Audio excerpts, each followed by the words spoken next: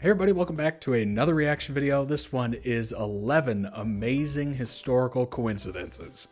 And I'm not exactly sure how this is going to go. I'm assuming they're going to be amazing and they're going to be quite coincidental. This was requested by a Patreon subscriber. If you too would like to join the Patreon, link down below in the description will get you there. Leave a like on the video if you would like it. Subscribe to the channel.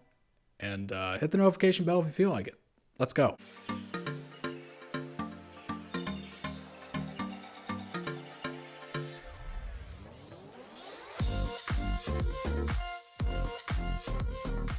World War I broke out, navies on both sides of the conflict commandeered privately owned transatlantic liners. Germany, for example, took over the Cap Trafalgar and painted it red and black to mimic British merchant ships like the HMS Carmania. The idea was to have a bit of deception that might let the ship avoid unwanted attention or even give the converted vessel a leg up in battle. Then, on September 14th, 1914, the un-Carmania faced off against the actual Carmania.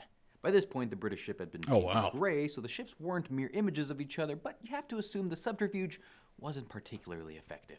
A fierce battle, the first ever between ocean liners, ensued and ended with the Cap Trafalgar sinking in a victory for British forces. Incidentally, some sources say the Carmania was disguised as the Cap Trafalgar at the time of the battle, a sort of deadly gift of the Magi situation or something. That's not true, but when I write a screenplay about anthropomorphic battleships falling in love, that is the version I'm going with. Hi, I'm Justin Dodd, subbing in for Aaron this week. This is The List Show, and that bizarro battle is just the first strange coincidence that I'm going to share with you today. From deadly historical timing to some baffling serendipity. That kind of makes sense. I mean, you do need a navy, and if there's these big ships that are already made, you might as well commandeer them. Found Richer. Let's get started. It's basically like how World War II, they how you see things, remanufactured the auto plants to make tanks and stuff like that. Jessup may be one of the luckiest women in history or one of the unluckiest. She worked as a ship stewardess and was aboard the Olympic in 1911 when it collided with the HMS Hawk. The Olympic sustained damage but didn't sink, and Jessup lived to tell the tale. Then, in April 1912, she was on board the Titanic. Oh, God. You know how that one went. But Jessup did escape aboard a lifeboat. At this point, most people would probably have sought out a land-based line of work, but not Jessup. Right. She soon took a job working as a nurse aboard the Britannic, the Titanic's sister ship, which had been turned into a hospital ship in World War I. Maybe they should have disguised it as the Cap Trafalgar for good luck. The Britannic suffered an explosion, probably from an underwater mine, and sank in less than an hour. According to Jessup's memoir, she made it to a lifeboat, but when it got into the water, everyone but her ditched it because it couldn't get loose of the Britannic's propellers. Jessup, who had improbably never learned to swim, finally followed suit and jumped off the lifeboat and was evidently saved by her life jacket. She lived to the age of 84, at which point she blew up in a submarine, or succumbed to congestive heart failure. Sorry, I knew right. Tsutomu Yamaguchi had a similar habit of surviving extremely unfortunate circumstances. He was working in Hiroshima the day the United States dropped the first atomic bomb on Japan. Yamaguchi was thrown into the air by the impact but survived the blast and went back home to Nagasaki. There he ended up in the blast zone of the second A-bomb in the most improbable way. As Sam Keane tells the story in his book, The Violinist's Thumb, Yamaguchi was telling his boss about the devastation. That's just so unlucky. His boss countered, "How could one bomb destroy a whole city?" At that moment, a white light swelled inside the room. "I thought," he later recalled, "the mushroom cloud followed me from Hiroshima." Though it's estimated that around 150 people were in Hiroshima and Nagasaki on the respective days of the attacks, very few were in both blast zones like Yamaguchi. Amazingly, he still lived to be 93 years old. Good grief. Let's pop back to the water for one more nautical coincidence. Edgar Allan Poe wrote a novel called The Narrative of Arthur Gordon Pym of Nantucket, in which a ship's crew ends up in a desperate situation with their boat badly damaged. Eventually, the crew draws straws to decide who among them will be the next life-sustaining meal. The unlucky character in the story is named Richard Parker. He's stabbed to death and, well, you get the idea. Two of the characters survived to be rescued thanks in part to some Richard Parker flavored sustenance. At one point in the story, they also eat a tortoise. A few decades later, a real-life yacht named the Mignonette sank in a storm in the Indian Ocean. The four-man crew escaped to a dinghy, but didn't have time to stock many provisions. Like the men in Poe's story, at one point, they ate a tortoise. And like the men in Poe's story, they resorted to eating one of their own in a horrifying but potentially necessary case of cannibalism. The unlucky young man's name? Richard Parker. In early 1611, William Shakespeare was 46 years old. That same year, the King James Bible came out. This is ridiculous how coincidental this is. Like, that makes no sense. Arguably Oh my one of the gosh. few books that has influenced English literature more than Shakespeare himself, allowing for what is arguably a little bit of fuzzy math. The 46th word of Psalm 46 in the Bible is shake, while the 46th from the last word is spear. This has led some to speculate that William Shakespeare worked on the King James Version of the Bible and surreptitiously slipped his own name into the text. Like a lot of conspiracy theories about the Bard, though, this one is more fun to imagine than supported by evidence. Shakespeare was not the type of formally educated Yeah, I've heard the stories of Bill Shakespeare was a woman, and it was a pseudonym used because there weren't many women authors at that time. It was kind of protection. I also heard that it was a collection of authors, and they just kind of went with the name William Shakespeare. Tons of different who worked theories. on the KJV. As the British playwright and poet Ben Jonson put it, he had small Latin and less Greek. Devastating classics burn. And he taught us in the seminal film The Number 23, you can twist numbers around to make basically anything seem like an eerie coincidence. My initials are J and D, the 10th and 4th letters of the alphabet, and my niece and nephew are 4 and 10 years old. Does that mean they secretly wrote The Catcher in the Rye? I think yes. This next item is one of the more popular coincidences on record, but if you're not familiar with it, I'm happy to be the one to tell you. Abraham Lincoln's son, Robert, was not, as you might read online, present for 3 presidential assassinations, but his connection to the 3 tragedies was close enough to raise a few eyebrows. On the night of his father's assassination in 1865, Robert declined an invitation to Ford's Theater, but he was with the president when he passed away the next morning. In 1881, while serving as Secretary of War, Robert was at the Baltimore and Potomac Railroad Station when President James Garfield was shot. Eventually, Garfield died, probably from the substandard medical attention given to the bullet wound. 2 decades later, the star-crossed Lincoln went to Buffalo to visit the Pan-American Exposition, a sort of New World version of the World's Fair. When he arrived, Robert was immediately told that President William McKinley had been shot. He visited McKinley on 2 occasions that week and was heartened to see that, in his estimation, the president was on the road to recovery. Sadly, McKinley took a turn for the worse and died a week later. We can chalk all that up to Robert Lincoln's close ties to the halls of American power. It's all a bit unlikely, perhaps, and certainly tragic, but not completely astounding. But here's the weirdest part. It's possible that Robert wouldn't have been witness to any of these presidential tragedies if he hadn't narrowly avoided an accident himself at a Jersey City train station. During the Civil War, Robert had found himself in a potentially lethal situation when he fell between a moving train and the platform. He was yanked to safety by one of the most famous actors of the day, Edwin Booth, brother of John Wilkes Booth, the man who would soon kill Robert's father. While we're on the more well-trodden path, both John Adams and Thomas Jefferson died on the 50th anniversary of the approval of the Declaration of Independence, July 4th, 1826. Jefferson went first. The Founding Fathers and longtime political enemies had... Yeah, if you watch the HBO miniseries John Adams, they talk about this and they show this in the last episode. Very good miniseries. I highly recommend checking it out. Kindled friendship later in life, but perhaps maintained some sense of rivalry. Among Adams' last words was this erroneous pronouncement, Thomas Jefferson survives. Germans have their own coincidentally significant day, November 9th. A number of famous or infamous events in German history that is hearsay, though. That day, from the I don't know if announcement there's of Kaiser written Wilhelm like II's record of abdication it. the throne in 1918, which put an end to the German monarchy, to the horrors of Kristallnacht in 1938. In 1989, the Berlin Wall fell on November 9th, cementing the day's standing in the German public consciousness. Germans even have a word for it, Schicksalstag, or the Day of Fate. This next coincidence might be obvious, but I'll admit, I never considered it. Think about a total solar eclipse.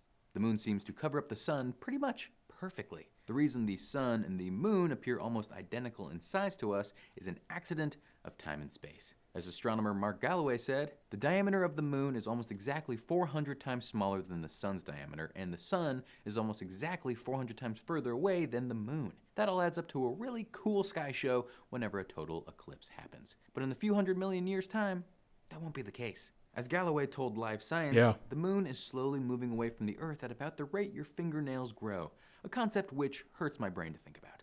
That means that eventually the moon won't Such appear large enough a from small Earth to amount of completely space for a eclipse the sun. huge And back for a when big huge dinosaurs moon. were around, the moon would have appeared relatively larger in the sky, which would probably eliminate the momentary cool diamond ring effect sometimes seen at the edge of eclipses today. That effect is referred to as Bailey's beads, by the way, in honor of the British astronomer Francis Bailey.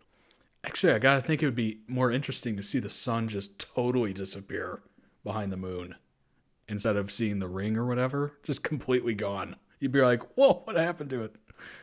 Let's stick with moons, or actually with Saturn, and with moons, I'll explain. When Galileo Galilei observed the rings of Saturn in his telescope, he wasn't sure exactly what to make of them. One of the Given greatest technology names of the ever, time, they honestly. really looked like a couple of amorphous blobs on the side of the planet. He sent letters to friends and colleagues proudly declaring, Smice mir milimi potali umabun nugtaris. No, he didn't. His cat didn't walk across the keyboard. He had actually disguised his observation in a jumbled anagram, which could be reordered to read, Altissimum planetum tergaminum observavi. I have observed that the highest planet is threefold. At the time, Saturn was considered the highest planet because it was the furthest one from the Earth that had been observed. The German astronomer Johannes Kepler received one of these cryptic letters. The message he deciphered from that same jumble of letters read, Salvi umbustinium geminatum martia proles, which he translated as, be greeted, double knob, children of Mars. He concluded that Galileo was saying Mars had 2 moons. Despite his completely incorrect method of deciphering the message, Kepler's conclusion was correct. Mars's 2 moons were discovered centuries later. Today, we know them as Phobos and Deimos. Bonus weird moons of Mars coincidence. After Kepler's time, but well before Mars's moons were actually discovered, Jonathan Swift wrote Gulliver's Travels. In the book, Swift satirized the sometimes obscure research being done by British scientists of his day, which he seemed to think lacked an important element of practicality. As an example of this type of frivolous scientific inquiry, Swift discusses how the Laputans have discovered 2 lesser stars or satellites which revolve about Mars. There are some wild stories out there about doppelgangers. One which seems likely to be either embellished or entirely apocryphal is about King Umberto I of Italy. He was said to have met a restaurateur who... I think we've all seen that Keanu Reeves travels through time or whatever, and it's like a baron or something that looks damn near close to what he actually looks like. Just like him and had some uncanny similarities. Same birth date, a wife and child with the same name, etc. There's nothing in the way of contemporary sources to back the story up, but strange synchronicities between long-separated twins is a real phenomenon, as one particular pair of Jims demonstrated. The 2 Jims were separated by adoption a few weeks after their birth in 1940 and were independently named James by their adoptive parents. When they reunited almost 40 years later, the similarities between their lives flummoxed observers. Each had married a woman named Linda and gotten divorced. Okay, bit odd. They each got married a second time, each to a woman named Betty. It gets weirder. Both Jims had grown up with a dog named Toy and an adopted brother named Larry. Both had sons who they named James Allen, though the spelling of the James Allens differed. As psychologist Thomas J. Bouchard Jr., director of the Minnesota Study of Twins Reared Apart project, said, I'm flabbergasted by some of the similarities. The Jim story can teach us a couple things. One, in the battle of nature versus nurture, nature obviously can claim some victories. The 2 men dealt with similar tension headaches and put on weight at a similar time in life. There could be a genetic component that led them to enjoy the same classes in school or develop similar smoking habits. But the Jims can also tell us something about coincidences in general and how our brains approach and sometimes construct them. Well over 1 million twins are born each year, and stories about long-lost twins who have little or nothing in common don't exactly drive clicks. Given a large enough data set, random distribution means that some long-lost twins are gonna share some interesting commonalities. And once we find one area of crossover, our brains are practically hardwired to seek out patterns identifying more. Numerous studies have shown people perceiving patterns where they don't even exist. Perhaps it's a way for our brains to order the vast amount of stimuli we're constantly taking in. Maybe it's more comforting to believe the universe is ordered rather than chaotic and unpredictable. So sure, maybe the 2 Jims had another set of kids who didn't share the same. Imagine if we just sat around and thought about how vast space is, or how this is all going to end someday, or, well, in a more personal level, what if we just sat around all day and thought about our own death eventually? I mean, it can go higher and higher levels, and you can just get stuck in that and probably go crazy. person. Maybe there are 2 other long-lost Jim twins out there right now who married women with different. One married a man or vowed celibacy. The takeaway isn't that our DNA is destiny or that some unseen hand is guiding our actions. Confirmation bias is real, but coincidences are fun. In a certain way, they might mean nothing, but the fact that we persist in identifying them and finding them noteworthy means something. Aaron will be back for the next episode of The List Show. And if you haven't watched our series Food History or Misconceptions, check them out. Highly trained professionals assure me that the likes and comments on those videos will not make me happy, but I'm willing to put that to the test. Thanks for watching.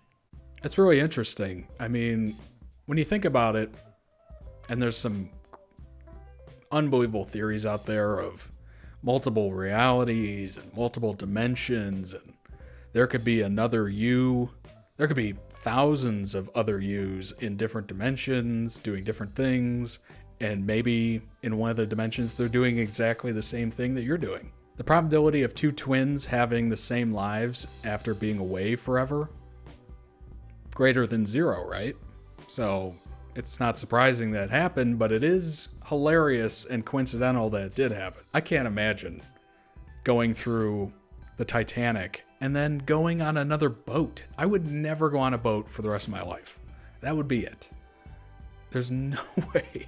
I mean, it's almost like the, Titanic was said to be unsinkable. It'll never sink. And then having it sink and go, well, that's a once in a lifetime thing.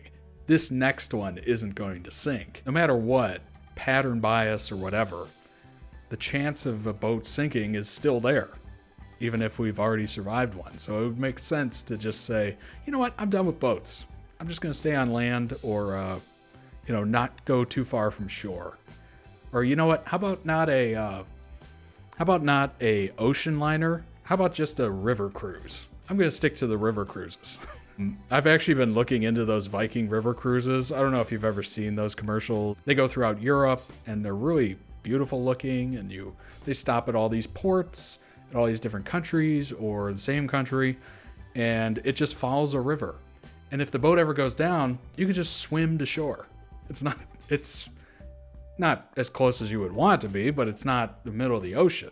So you can at least get there, or at least try to get there and be rescued. But I just want to be able to see land. I think that's what my fear allows. As long as I can see land at all, I'll be okay. But I think whenever I think about cruises that go into the ocean or whatever, I think of not being able to see land and just going, well, if this thing goes down, I have nothing to hold on to other than maybe a lifeboat or the life jacket or whatever. Hopefully a rescue boat, but chances are they don't have enough rescue boats for everybody. So if I do go on a cruise, it'll probably be a river cruise. Although those Viking cruises are pretty pricey. So maybe that'll happen when I'm much older. This is requested by a Patreon subscriber. If you too would like to join the Patreon, link down below in the description will get you there. Leave a like on the video if you like it, subscribe to the channel, hit the notification bell. I shall see you on the next one.